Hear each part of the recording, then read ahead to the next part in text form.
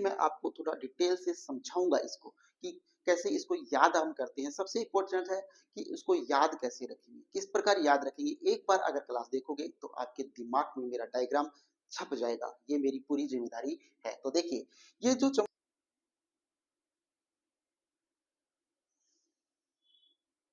तो देखिए, इस डायग्राम से हम थोड़ा सा पढ़ते हैं कि इसमें सहायक नदियां कौन सी है और कौन सी बाएं तरफ से गिनती है, कौन सी दाईं तरफ से आकर इसमें गिरती है। तो आजकल जो ट्रेंडिंग में जो क्वेश्चन आते हैं वो इसी प्रकार के क्वेश्चन पूछे जाते हैं कि बनास नदी की दाईं ओर से गिरने वाली नदी कौन सी है, बाईं ओर से गिरने वाली कौन सी नदी है। तो वो डिस्कशन करेंगे। इसमें कौन कौन से त्रिवेणी संगम है, कौन कौन से इस पर बांध है, सभी का डिस्कशन करते हैं। देखिए, सबसे पहले ये खमनोर की पहाड़ियां हैं राजमंद, और ये खमनोर की पहाड़ियों से क्या निकलती है, बनास नदी निकलती है। बनास नदी सर्वप्रथम चित्तौड़गढ़, मैंने ये बता दिया, भीलवाड़ा, फिर अजमेर आती है, और अजमेर से ये टोंक, टोंक से सवाई माधोपुर, और फिर चंबल नदी में ये मिल जाती है। कहाँ पर, रामेश्वरम में। कहाँ पर, रामेश्वरम में। रामेश्वरम है ये खंडा और तहसील है।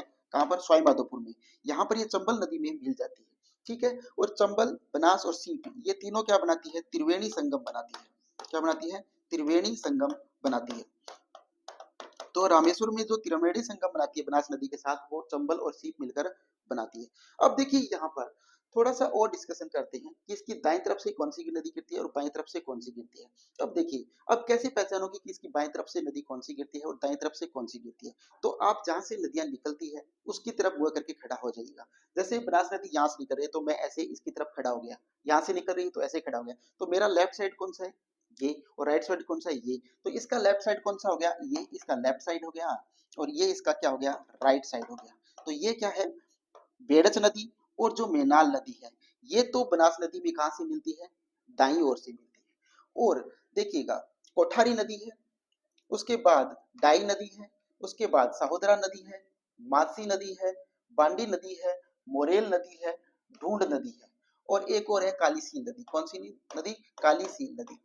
कालीसील नदी, ये इसमें क्या गिरती है दोस्तों, ये गिरती है बाईं साइड से। तो आपको ध्यान क्या रखना है, बाईं तरफ से कौन सी गिरती है और दाईं तरफ से कौन सी गिरती है। अब दाईं तरफ ये तो सरल है, दाईं तरफ से कौन सी नदियां गिरती है इसमें, एक तो बेड़च और एक मेनाल। दो ही नदियां बनास नदी में बाईं ओर से सॉरी दाईं ओर से गिरती है, बाकी की सभी कहाँ गिरती है, लेफ्ट साइड से, यानी बाईं तरफ से। ठीक है, तो ये बात मैं आशा करता हूँ कि आपको ये जो नदियां हैं वो अच्छी प्रकार से ध्यान में आ गई होगी। ठीक है, अब मैं थोड़ी सी चर्चा कर लेता हूँ यहाँ पर कि जो ये इसके ऊपर जो त्रिवेणी संगम है वो कौन कौन से हैं। तो देखिए, चर्चा करते हैं त्रिवेणी संगम की कि इस नदी के ऊपर त्रिवेणी संगम कौन कौन से। सबसे पहले मैं बात करूं यहाँ पर टोंक में। टोंक के अंदर है वो ये नदी त्रिवेणी संगम बनाती है। कहाँ पर, राजमहल टोंक में। कहाँ पर, राजमहल। राजमहल, राजमहल है, यहाँ पर ये त्रिवेणी संगम बनाती है। क्या बनाती है, त्रिवेणी संगम। तो यहाँ पर देखिए, बनास नदी, डाई नदी और खारी नदी। ठीक है, ये तीनों मिलकर क्या बनाती है, त्रिवेणी संगम बनाती है। कहां पर, राजमहल टोंक के अंदर। तो राजमहल टोंक के अंदर त्रिवेणी जो संगम बनाती है वो कौन कौन सी नदियां मिलकर बनाती है, डाई, बनास और खारी नदी मिलकर क्या बनाती है, त्रिवेणी संगम बनाती है। कहां पर, राजमहल टोंक के अंदर। अब यहीं पर एक और त्रिवेणी संगम बनाती है बनास नदी, वो कौन सा बनाता है, राजमहल टोंक के अंदर के बाद ये देवधाम, देवधाम, देवधाम जोधपुरिया,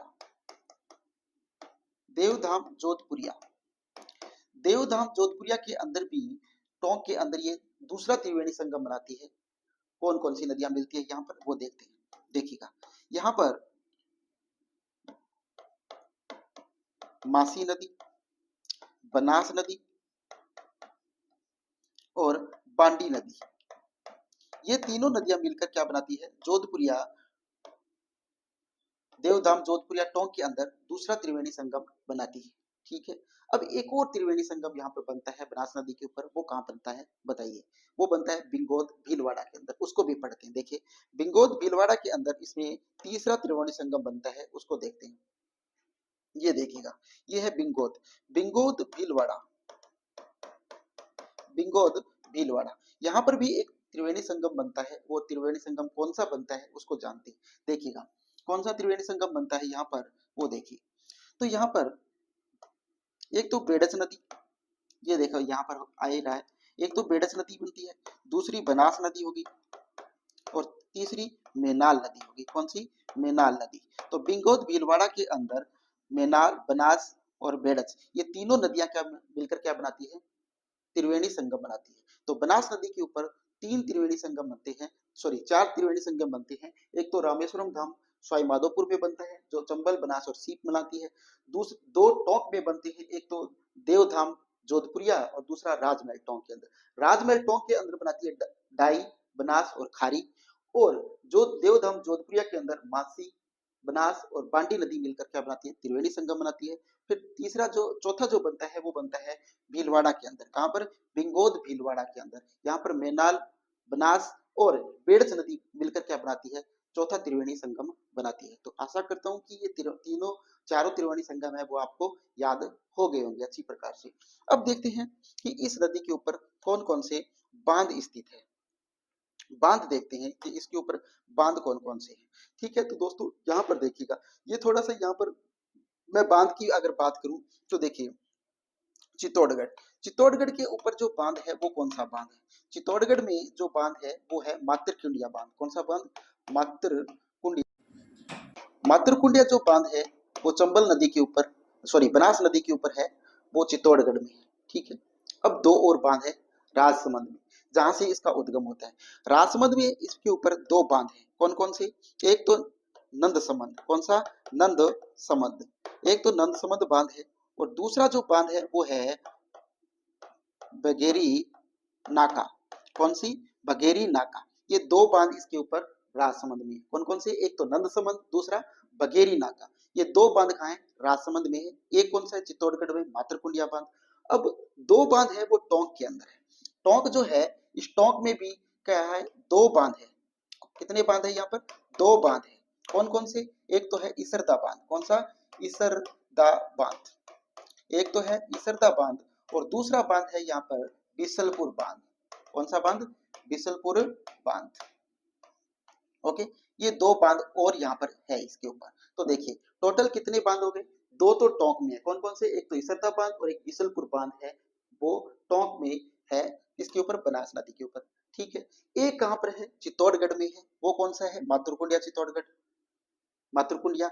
और दो क्या है? राजसमंद में है। कौन कौन से? एक तो नंद समंद और एक बघेरी नाका। दो बांध कहां पर है? राजसमंद के अंदर। तो टोटल ये बांध हो गए। अब हम थोड़ी सी चर्चा यहाँ पर करते हैं कि इसका जल ग्रहण क्षेत्र जो है बनास नदी का वो कितना है। तो बनास नदी का जो दोस्तों जल ग्रहण क्षेत्र है वो कितना है? ठीक है, तो जल ग्रहण क्षेत्र देखते हैं।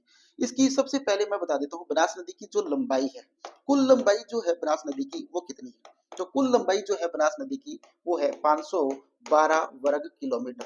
कितनी है? 512 वर्ग किलोमीटर बनास नदी की कुल लंबाई है। और अब राजस्थान में जो ये प्रवाहित होती है वो 480 किलोमीटर में प्रवाहित होती है। 480 वर्ग किलोमीटर में ये राजस्थान में प्रवाहित होती है।